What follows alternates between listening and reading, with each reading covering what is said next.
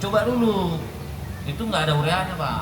Itu karena itu yang bilang mindset Pak, cara berpikir ya. Kedua, ya secara tidak langsung di bisnis ke depan dengan adanya peraturan yang baru nih, karena kalian kan kalau saya jelasin kan nggak cukup waktunya, tapi peraturan yang baru, semua produk apapun dengan adanya Omnibus Law ya terkait perizinan berusaha itu akan ada namanya penelusuran produk.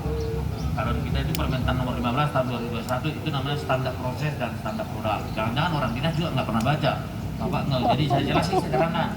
Ke depan itu, Bapak kalau mau produksi apapun harus ketahuan dari mana sumbernya dan apa yang Bapak pakai. Nanti ada namanya web service, kita lagi nunggu SS doang. Jadi aplikasinya nanti Bapak sekalian yang ngisi itu bisa petani, bisa juga. Misalnya Bapak nih kelompok tani Bapak, nah kan berbasis perorangan atau perusahaan kan, Bapak isi, saya pakai urea, pakai ini, nanti ketahuan. Nanti akan ke arah sana. Ya, itu satu. Kedua, ya tadi itu Pak, optimalisasi itu kan hanya bisa dilakukan dari diri kita. Alat-alat ataupun bantuan apapun ada di Pak Abdal itu. Ya, artinya dari pusat. Ya, mau traktor ringan kan tinggal kecocokannya. Memang nggak semua traktor bisa di tempat yang saya. Ada yang jenisnya berat, ada yang ringan. Pasca panen, misalnya panen itu ada dua tipe. Ada yang power pressure, ada yang combine. Combine ada tiga tipe, ada yang kecil, ada yang sedang, gitu loh. Ya, dikenalkan itu sesuai dengan habitatnya. Ya. Itu pemerintah masih gratis itu. Terkait pupuk tadi itu pupuk organik, ya itu tadi itu kan bisa aja Pak, urea 50 kita kombinasikan di pupuk organik jadi 25-nya kita tahan, kan bisa aja gitu kan, 25 dulu tarik, kan gitu kan, nggak harus menotong gitu. Dan kegunaannya apa? Tingkat daya serap air, kalau Bapak pernah ke Kalteng, itu daya serap airnya jadi kuat Pak. Jadi orang kekeringan dia nggak dengan pupuk organik itu. Karena dia menyerap. Kalau kita pupuk urea, coba aja lihat di Pantura sana. Kalau udah musim kemarau, pecah semua. Gitu loh. Jadi manfaatnya dilihat ya. Baru ketiga terkait dengan harga tadi, yaitu tadi Bapak kalau jualan gabah sampai dunia runtuh ya nilai tambahnya di tingkat gabah. Kalau Bapak misalnya kelompoknya Bapak jualan beras, ya nilai marginnya kan di tingkat beras gitu loh. Artinya apa? Alat kurang tanya Abdal. Kita kan fasilitasi penggilingan ada juga. Pelan-pelan, jadi artinya itu yang saya bilang tuh, ini daerah percontohan jangan sampai misalnya kita hanya membumi di level pertanyaan sumber daya potensi, harus kepada hilir market gitu loh.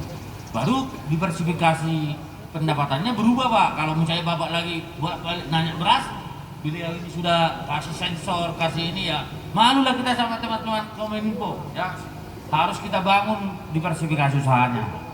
Kan toke itu Pak, tidak hanya toke beras yang kaya, toke sayur juga kaya Pak. Kan tergantung kita mengakses pasar toh. Toke ayam juga banyak juga yang sukses kan. Jadi tergantung volume yang kita bangun. Jangan sampai kebalik apa cara berpikir kita kayak beras ini aja yang menjadi pusat kehidupan, enggak. Tergantung bisnisnya.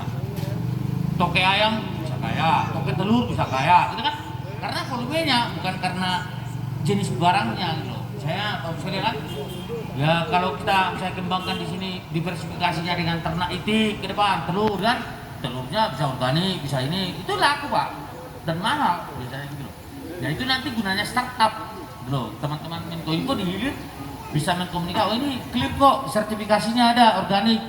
Kalau jualan telur ini kita bisa akses langsung dari lokasi dikirim sana dengan biaya transportasi ditanggung oleh konsumen kayak gitu loh. Itu biasa Pak, karena beras organik kita yang di Indonesia sampai ke Amerika Pak. Itu yang saya bilang harganya 67.000. Ya Bapak masih kita di sini masa nggak bisa mengelaborasi itu menjadi sirkulasi bisnis namanya. Bukan lagi monoton, tidak datang itu diskusinya beras, datang lagi diskusinya beras. Itu kan berarti nggak berkembang. Apalagi anak-anak muda itu, itu kan di samping-samping sana itu bisa dimodifikasi yang kayak Bapak bilang tadi tuh tentang ada calon sawah kan, nanti di foto dulu lah ya, foto lokasinya mana ya, tapi harus bikin berita acara Pak bahwa ini clear akan dijadikan jadi cetak sawah. Nanti saya akan panggil Direktorat Jenderal BSP ini bos, 500 hektar.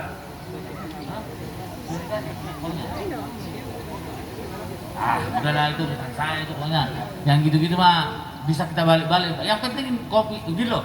Yang penting komitmen bapak-bapak. Kedua, kita harus dukung upaya teman-teman Menkominfo mengenalkan alat-alat yang ada sekarang, dan kita rubah mindsetnya. Memang daerah sini ketika disentuh dengan teknologi, perubahannya juga terjadi, artinya digitalisasi itu berubah ya. Dan kita terang aja, kita sangat membutuhkan sekarang itu kepastian baku lahan ya, karena baku lahan sampai sekarang itu detik ini nggak clear Pak ya. Itu yang dibilang Afdal tadi itu. Tapi kita sudah punya aplikasinya melalui PDPS untuk menentukan, dan tidak hanya sawah Pak, jadi bisa lahan ladang yang tanam pangan mana, perkebunan mana bisa kita petakan.